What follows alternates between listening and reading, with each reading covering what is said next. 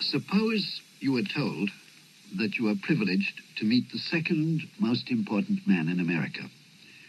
Who, or if you're a schoolmaster, whom do you think you'd be going to meet? It's an interesting quiz, and I tried it out long ago on an eager pack of visiting foreign students of politics. The automatic first guess is the vice president. Oh dear, no. Power is something the vice president can only get by accident, in the sense old H.L. Mencken rudely implied when he said, "The vice president is a man who sits in an outer office of the White House hoping to hear the president sneeze." The vice president is not a deputy president. By his office, he's actually removed from all power except for a bone or two that the president might care to toss his way. He has the theoretical duty to preside over the Senate, and it's a duty that he very rarely exercises. He's mostly, in spite of the protests from all sitting vice presidents, he's mostly a ceremonial figure, for he does represent the president at all the best funerals. He is, for the term of his office, sidelined to the shallows of power until the death of the president sweeps him into the main current. So, how about the Secretary of State? That's a good guess. In many countries, the foreign minister is the second man in line for the succession, though in Britain, the Chancellor of the Exchequer is usually picked as the heir apparent to the top job. Some shrewd, unfooled student, precociously aware that money can mean power, may recall the days around the turn of the century when the robber barons owned the railroads, the oil, the steel, the copper, the iron industries, and when at one time it could truly be said that J.P. Morgan was the second most powerful man in the country, until President Teddy Roosevelt, with the Supreme Court on his side, knocked him off his pens and told him to go back to his mansion and the collecting of old masters and medieval manuscripts. One bright and knowledgeable student even suggested the mayor of New York City, which is nothing like as wild as it sounds, since the mayor of New York, the chief executive head of the most powerful city in the country, has an administrative job second in scope only to that of the presidency.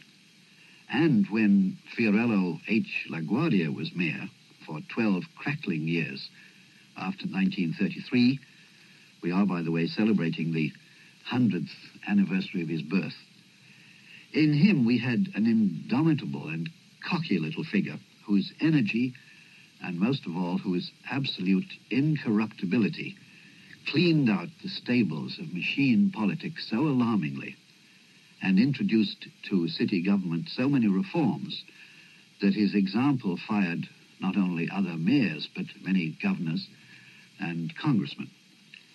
But such excellent power as he had was exercised by osmosis, flowing out from New York by example. Patience, let's go and visit the second most important American in his house, his home. Perhaps that will give a clue.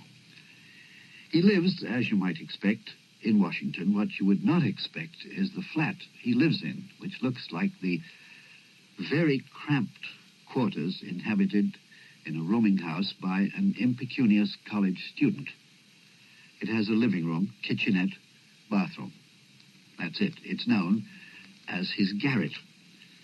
Sherlock Holmes, I suspect, would spot a prime clue that Dr. Watson wouldn't notice. A small black and white television set. Now, this usually means you are in the living quarters of a bookish type, or of a countryman, or of what I like to call a media snob, the type who at first scorned a radio set, and then he got a radio but no television, and then succumbed to television but deigned to have a color set, rather like the intellectuals of the early 1930s who made a point for some years of seeing only silent films, since silent films were suddenly called art, whereas sound films, the talkies, were fit only for the mob. There's another clue to his type. In a dark closet, he has a slender forest of fly fishing rods, not by any means squeaky clean, since they go too long unused. The man doesn't get to use them as often as he'd like. Why? Because he's the second most important man in America, and lives day and night in the knowledge that more even than the president, he can produce panic and paroxysms in the governments of Britain, France, Germany, Japan, of any industrial power. I will tease you no longer. His name is Paul Volcker. He is the chairman of the Federal Reserve Board. He is responsible alone, for his job is independent of the administration, of any administration in power, even though the president appoints him. He is responsible for saying how much paper money is available, should be available, to all of us being you and me, and 12 Federal Reserve banks and about 7,000 member banks throughout the country. But since, as somebody said long ago, if Wall Street sneezes, Europe catches a cold, Mr. Volcker's decisions can immediately and profoundly affect the banking systems and the economies of many other countries. I ought to say as simply as possible why and how the Federal Reserve System was set up and how it works. It was set up as an independent arm of government in 1913 by the Congress, after it recognized that in every financial panic and business depression since anyone could remember, the first people to go to the wall were flocks of banks around the country. Congress felt that something had to be done to tide over responsible banks and to save ordinary people from losing their savings if their money happened to be in sound banks that had the bad luck to suffer from a run of withdrawals. The new system, the Federal Reserve, stopped privately owned banks issuing banknotes. That can be done now only by Federal Reserve banks, which, because the Congress was suspicious of centralized power, were instituted all around the country in 12 federal districts, allied to member banks which own stock in their district bank. The way the Federal Reserve System works is pretty simple, but in the sense that the way the commander-in-chief of a military theater works is simple. His commands are unquestioned and can, however, lead to the disaster of Waterloo or the triumph of the Battle of Trafalgar. The word reserve is the key. The Fed, as it's called, dictates the reserves of all its member banks. That's to say, it alone, and it being generally the chairman, Mr. Volcker, says how much money, what percentage of a bank's deposit must be held in the vaults to support the loans made to borrowers.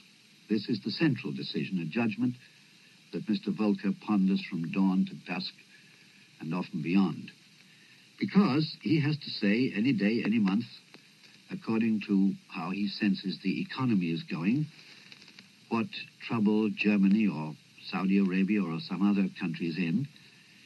He has to decide just how much money those 12 district banks and their 7,000 satellites must keep on hand. If he lowers the percentage, the banks can lend more money. If he raises it, they can lend less. So he's directly responsible for interest rates, for saying we're going to hold back the supply of money or release floods or dribbles of it. The Fed can reduce the reserves of all its banks by selling bonds to its satellites and to the public. It can increase the bank's reserves by buying bonds from the satellites or the public. Or it can lend money directly to shore up a bank's reserves. All this power would be much smaller if the Federal Reserve System was run only for its member banks. But the Fed is the chief agent, the financial agent of the national government. It holds most of the government's money. And Mr. Volcker, more than anybody, has to decide how much of the nation's paper money ought to be issued, which it does in the form of notes to be backed by a stated percentage of gold certificates, and also by government bonds and various securities.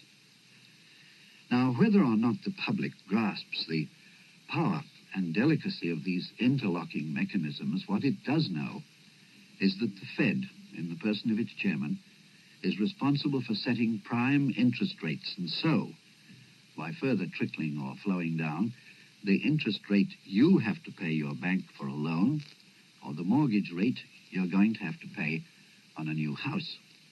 Everybody says the interest rates are too high. Every different school of economists says it. The French say that more than anything else, the American rate is responsible for their economic troubles.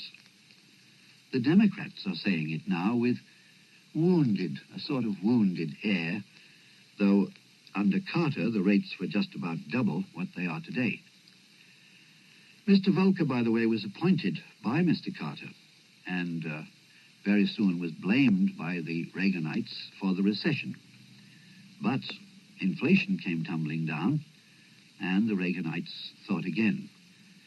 They still hound him to bring the interest rate down on his own, and he quietly insists that they're not coming down much unless the administration itself acts to reduce its huge budget deficits. To relax his tight money policy now, he believes, would refloat a soaring inflation.